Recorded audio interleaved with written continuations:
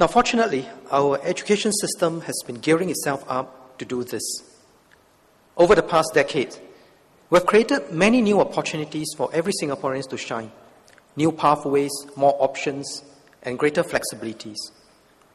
Our children, regardless of family circumstances, are able to benefit from a wide range of enrichment activities and overseas programs through EduSave, the Opportunity Fund, and Trips for International Experience Fund. Bursaries for our post-secondary institutions have also been enhanced to benefit more Singaporeans from lower and middle income families. Over 90% of each cohort are now enrolled in our PSEIs. And this is quite a remarkable achievement. And as many of you mentioned, many of you who have been educators for many years, you have told me your personal journey in helping our children achieve that outcome, and that is most remarkable. And in 2009, MOE launched the 21st Century Competencies. These competencies are harder to teach, and their outcomes are even harder to measure, but we must do it. And at the heart of this is what many of you know now as the Swiss rule, and the heart of it is values. Now, just as important are the competencies we want our children to exhibit. And many of you have asked for support to be more student-centric, to see the total development of the person rather than to build up just the academics. You also want to see a more collegial and collaborative environment among schools. And you want to know how we can bring parents and community with us. Our schools and teachers will need time and space to engage in a more demanding type of educating, values and competencies. So for this work plan seminar, I want to focus on two key emphases for our next stage of development. We want to make our education systems even more student-centric and sharpen our focus in holistic education, centered on values and character development. We could call this a student-centric, values-driven education. Another way of putting it, valuing our learners and learning values. In many areas, we will build on the good work done so far. In others, we want to reshape the conditions for our students and educators to succeed. Now, it's not possible within this short time to set out the specifics of all that we have to do, but I hope to outline the key direction and rationale and illustrate with some specific changes.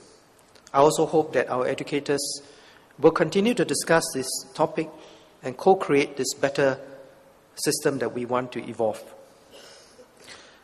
I think if you look back at the last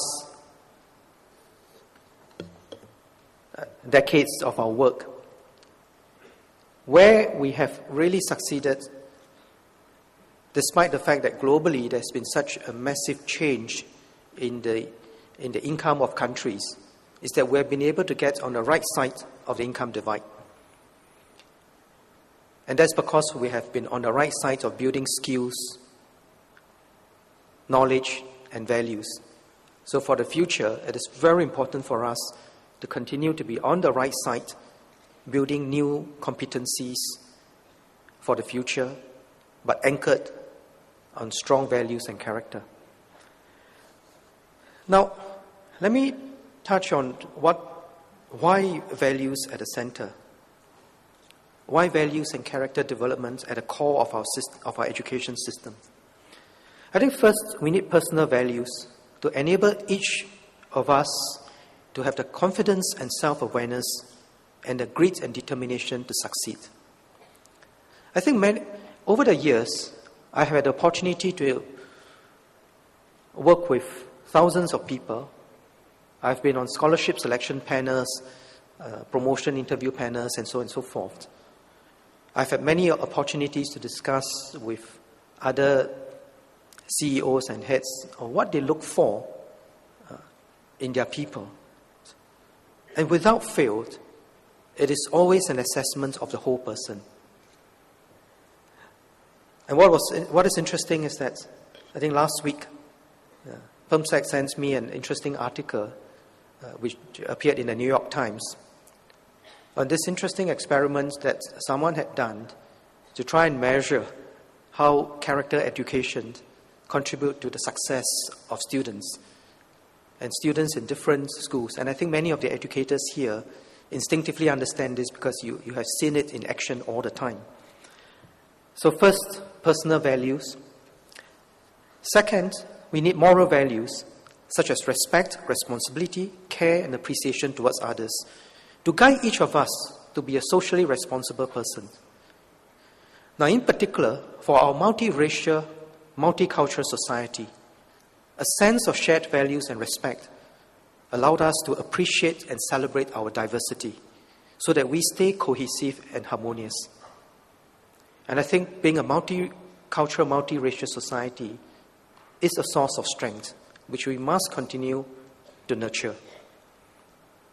Now, we need values of citizenship. We are a very young nation with a short history of independence. We must have informed, rugged, and resilient citizens who can stay united to overcome crises and adversities, which we must expect to happen from time to time. We must have men and women who are willing to step forward to risk their lives for our nation, like ex-President Nathan did during the Laju incident. He had to be taken as a hostage in order for the hostages to be released. And in his latest memoir, he spoke about that long journey and the many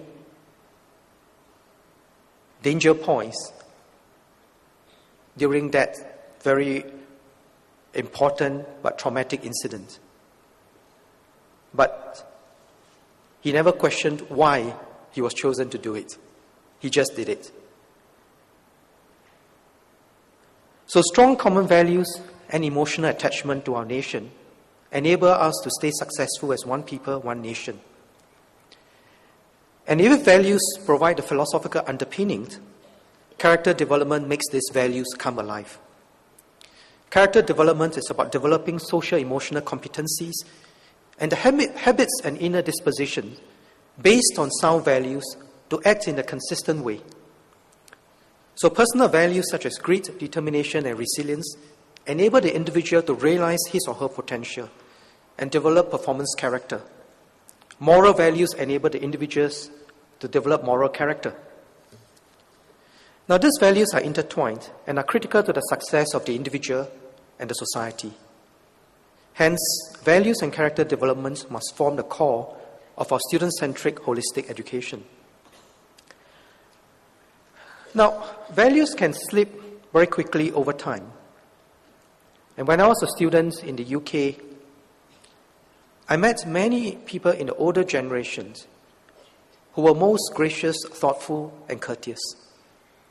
But as a student, I also witnessed the Brixton riots. And in fact, I went into one of those streets with the policemen to look at what was happening.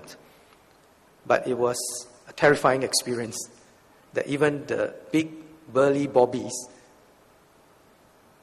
had to leave the place very quickly, and we had to go in an armored vehicle. So recently, we had the riots in London, and following that riots, there was much soul-searching in the society, and especially among educators. Anthony Seldon, Master of Wellington College, advocated that they had to do a fight back, schools had to do a fight back, and the fight back needs to come on several fronts. And he said, we must unashamedly redesign our schools around character building. Robert Baden-Powell called his Scout movements a character factory. And he went on to talk about how every school needs values and all schools should make volunteering and community service compulsory for all its students. That it is by helping others and giving back to the community that young people learn to become responsible human beings. Now, fortunately, in Singapore, our situation is better. Our schools have placed this emphasis on character development, on values, very consistently over the years. And in fact, later on, we'll who have the pleasure of recognizing schools for their work in this area. So I cite this to basically remind ourselves that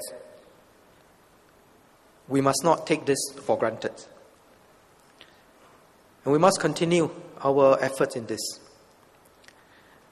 Now let me touch a little on why holistic education.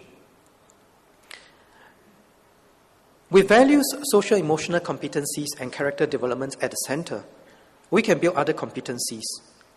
An appreciation of aesthetics, physical agility, as you saw in our Yishun, the primary kids, and the higher intellectual domains of creativity, communications, information literacy, global awareness, and cross-cultural skills. We are not all there yet, and I recently read an NIE report on information literacy. I think we have a lot of work to do. But holistic education, including the teaching of 21st century competencies, is a critical change we must make to enable our students to be ready for the future. Now, in August this year, something dramatic happened.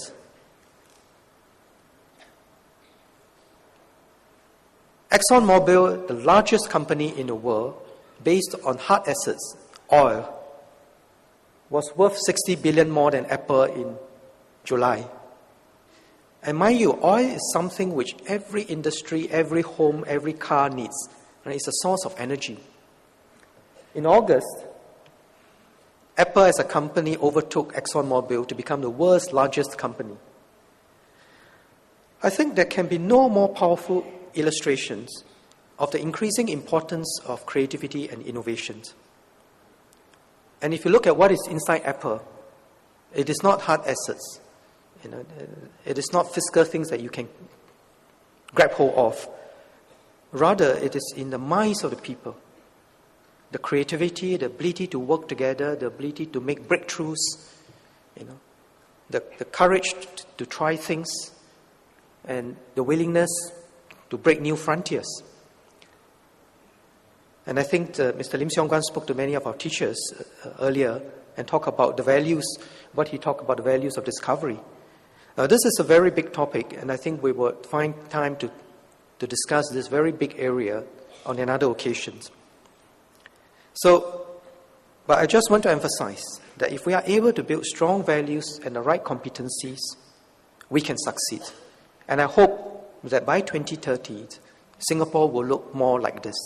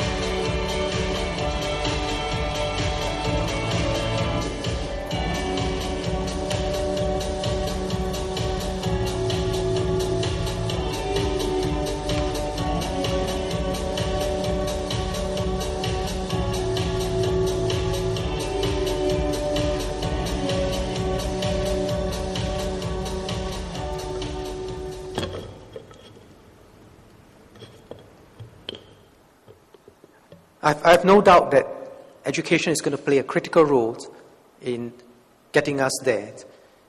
Recently, I met with a group of master teachers, and I asked them, how did you end up joining MOE and become a teacher?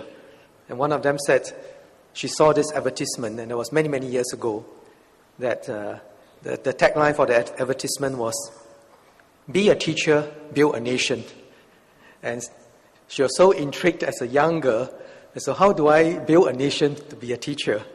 And I think this video explains it quite well. And now, so I hope that this will look more like our future. It is more an aspiration rather than a certainty.